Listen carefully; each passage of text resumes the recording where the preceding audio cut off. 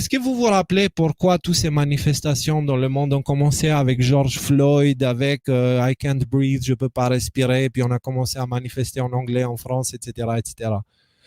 Il s'avère que l'autopsie de George Floyd, donc de cette personne qui était morte avec le policier avec le genou sur le cou, est sortie, d'accord, a été déclassifiée. Alors, que nous dit cette autopsie? Elle nous dit que le gars, il n'est pas mort d'asphyxie.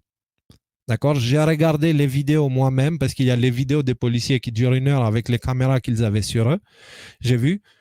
Le gars, il n'est pas mort parce qu'il avait un policier sur le coup. D'accord? Les policiers, ils étaient comme ça parce qu'ils avaient vu que le gars, il avait un comportement très bizarre depuis le moment de l'arrestation qu'on peut voir clairement avec les caméras des policiers.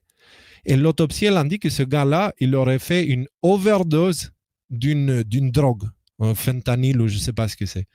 D'accord? Donc, George Floyd, le gars qui est à l'origine, enfin, sa mort est à l'origine de tous ces mouvements qui ont brûlé la moitié des États-Unis et qui ont envahi l'ensemble de l'Europe avec des mises en scène similaires en Europe aussi, avec des policiers avec des genoux sur des personnes, il est mort d'une overdose de drogue.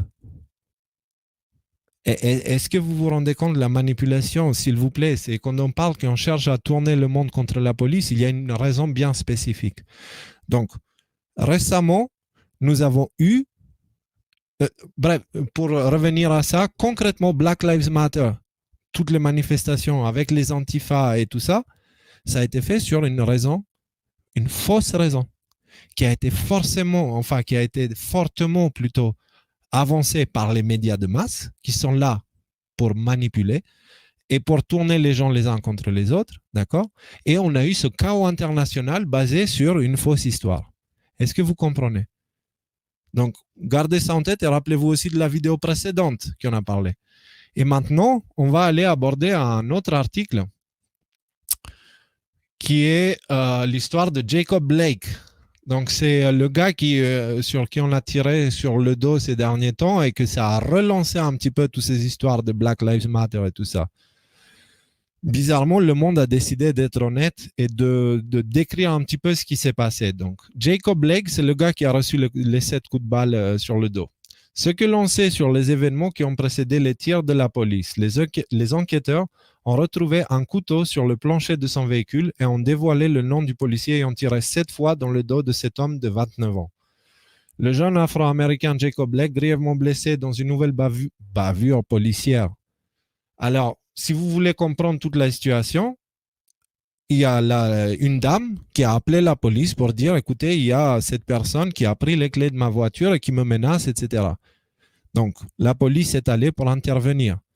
Et dans sa voiture que le gars avait pris les clés, il y avait des enfants. Et le gars, il y avait un couteau. Donc, la police l'avait arrêté. Le gars avait réussi à se libérer de la police et il est allé vers la voiture où il y avait un couteau, où il y avait les enfants. Donc, les policiers ont tiré. Ils ont essayé d'abord de le désactiver avec les tasers. Ça n'a pas marché. Ils lui ont tiré dessus. D'accord? C'est comme ça que ça s'est passé. La manière que ça a été couvert par les médias, c'est que les méchants policiers ont tué un noir qui était là-bas pour essayer de stopper comment tu dis, deux personnes qui se battent, quoi. Genre le bon samaritain. Donc les policiers ont tué le bon samaritain. Alors qu'en vrai, les policiers lui ont tiré dessus pour le désactiver, pour éviter qu'il fasse du mal aux enfants qui étaient dans le véhicule.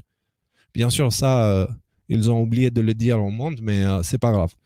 Et là, il parle de bavure policière. Est-ce qu'il s'agit d'une bavure policière? On ne sait pas. Comme on a vu avec George Floyd, c'était pas vraiment une bavure policière. D'accord? C'est ce qu'ils disent les faits. Les faits.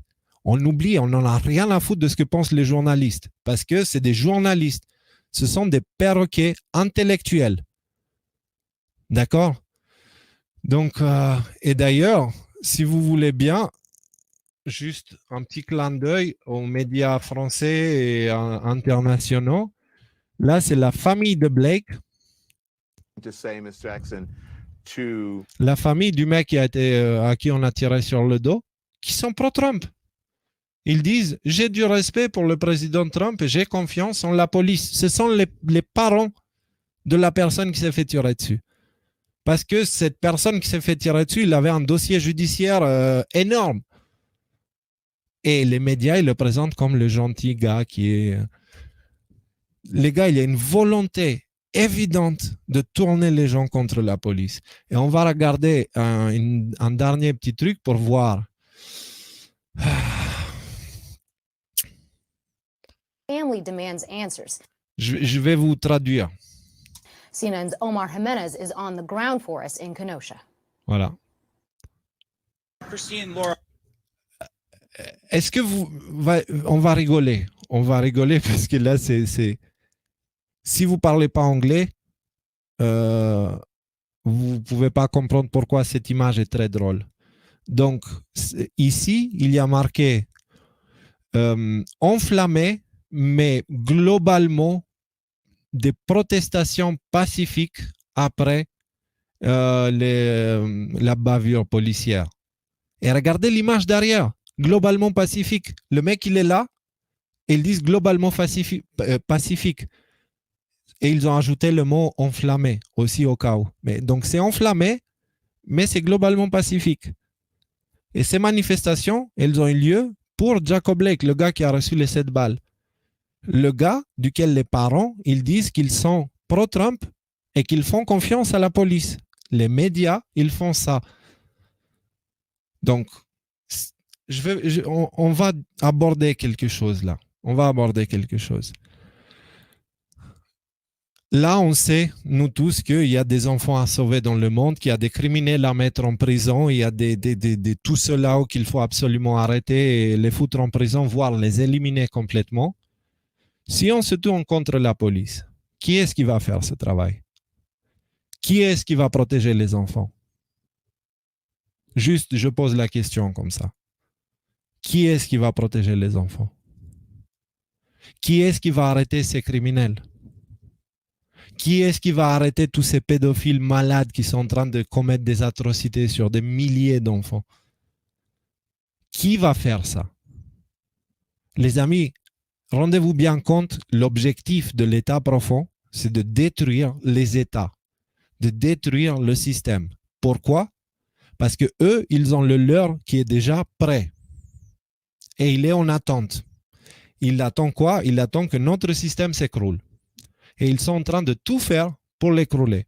Soit avec le Covid, en mettant des bâtons dans les roues, dans les commerces et dans l'économie globalement, soit en tournant les gens les uns contre les autres, en essayant d'éliminer la seule chose qui maintient la structure sociale solide debout, c'est-à-dire les gardiens de la paix.